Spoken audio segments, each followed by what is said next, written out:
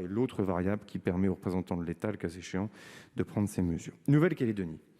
qu'il me soit permis de faire peut-être un point un peu précis dans une haute assemblée qui a un attachement particulier en plus à ce territoire pour des raisons institutionnelles anciennes. Bon, c'est un territoire qui est exempt de Covid depuis le début de la pandémie. Un premier confinement général et préventif a permis de conforter un statut quasiment unique sur la planète. Alors, en mauvais français, on dit Covid-free, on va dire donc un territoire libre de Covid,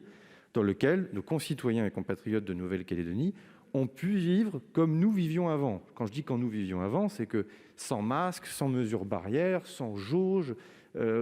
véritablement une archipel dans lequel le blocage des frontières a permis d'éviter que ce virus pénètre. Il a pénétré une première fois, il y a maintenant plusieurs mois, dans lequel nous avons pu faire un tracing qui fait que les quelques premiers cas qui venaient d'un vol ont pu être isolés, un confinement très dur pendant 15 jours ou 3 semaines de mémoire, et comme le cluster avait été identifié et isolé, nous avons pu retrouver ce statut de territoire exempt de Covid. La difficulté auquel nous sommes confrontés depuis le début de cette semaine, et cela tombe bien, ça me permet de m'exprimer devant le Parlement pour aussi rendre compte de ce que nous souhaitons faire, c'est que pour la première fois, nous avons une multiplication des cas qui est particulièrement significative en nombre. Ce matin, on nous annonçait une 50aine de cas, donc on est déjà sur quelque chose d'important,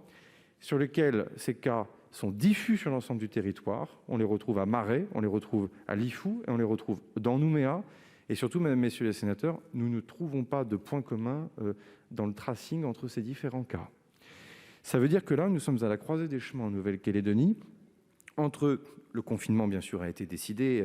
et vous allez donner la base légale qui va permettre, évidemment, en plus de faire des choses, sans présager de votre vote, mais j'ai entendu les explications de vote pendant la discussion générale. Là, on est à la croisée des chemins entre un confinement dur qui peut permettre peut-être de retrouver ce statut exempt de Covid, premier scénario, les chiffres du matin, malheureusement, ne sont pas encourageants pour ce faire,